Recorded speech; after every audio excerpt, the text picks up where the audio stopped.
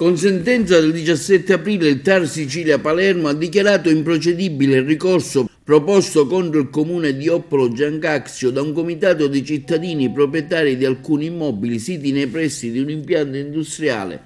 che chiedevano attraverso un'istanza di accessi agli atti accertamenti specifici su alcuni lavori edili. Nella fattispecie i ricorrenti si rivolgevano a giudici amministrativi per accertare l'illegittimità dell'asserito silenzio osservato dal Comune su un atto di invito avente a oggetto la verifica sulla regolarità dei suddetti lavori realizzati e realizzanti su un'area ove insiste un impianto industriale.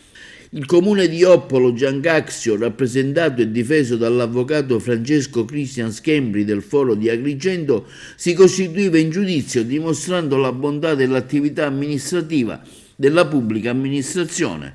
e nel dettaglio provava che quest'ultima aveva ottemperato alle deduzioni lamentate dai cittadini. In particolare le difese proposte dall'avvocato Schembri davano ampia prova documentale dell'attività istruttoria svolta dal comune di Oppolo Giancaxio, sfociata con un'ordinanza di demolizione, nonché in ulteriori provvedimenti atti a far ricomprendere l'intero complesso industriale all'interno della zona industriale già asserita dalla regione siciliana. Nel corso del giudizio i ricorrenti